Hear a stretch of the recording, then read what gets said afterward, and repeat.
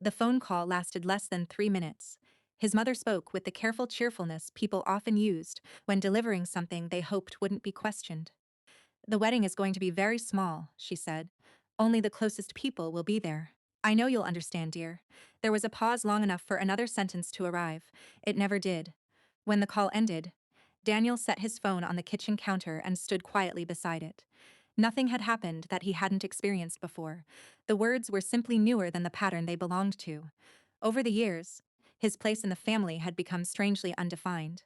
He wasn't disliked, he was simply unnecessary. His older brother, Ryan, drew attention without trying. His younger sister needed constant support. Daniel became the dependable one, the person everyone assumed would understand another disappointment because he always had. No arguments followed the phone call. He didn't ask why cousins had been invited while he hadn't. He didn't remind anyone that he had attended every graduation, every birthday, every family emergency without complaint. Instead, he opened his laptop months earlier. He had bookmarked photographs of a quiet coastal town where the mornings began with fishing boats instead of traffic.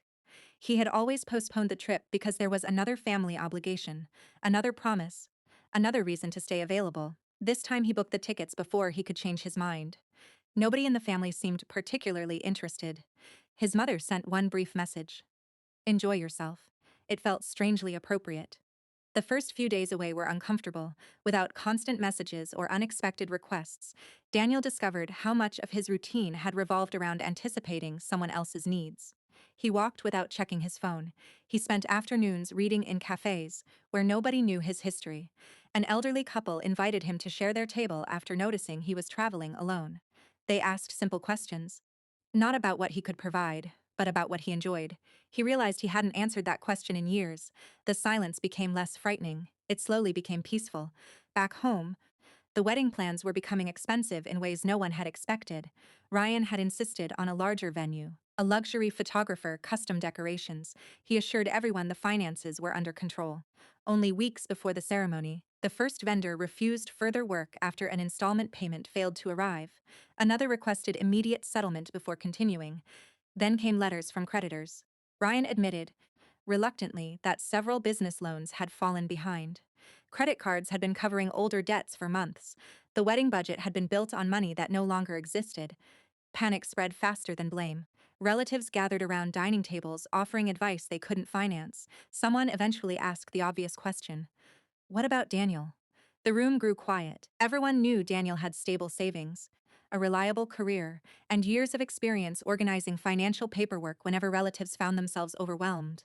For years, he had quietly solved problems nobody else wanted to touch. His mother called first.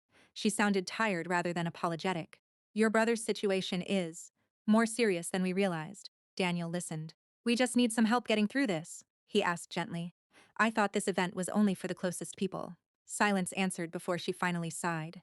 "I didn't mean it the way it sounded." "I believe you," Daniel replied. He truly did. That almost made it harder.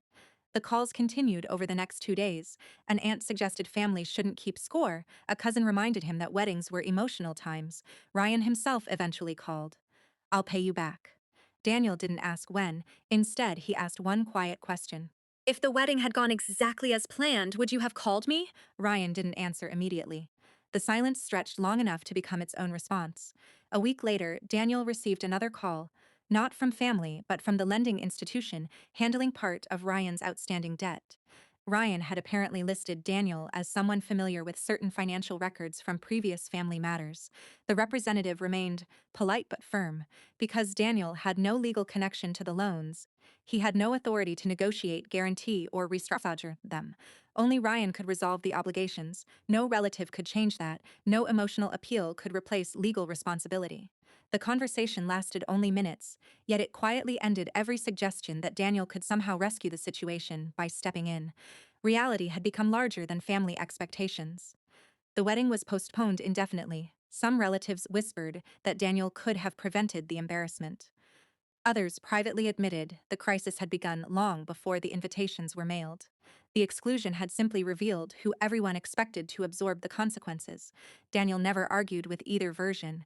He simply returned home after finishing his trip. Life looked surprisingly ordinary.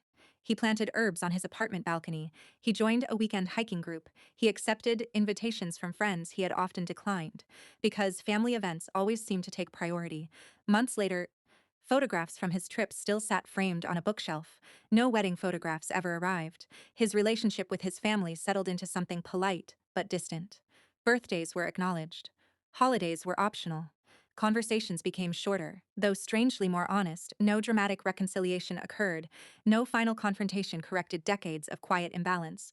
Instead, something smaller happened. When his phone rang now, Daniel no longer assumed he was responsible for solving whatever waited on the other end. Sometimes he answered. Sometimes he let it ring until later.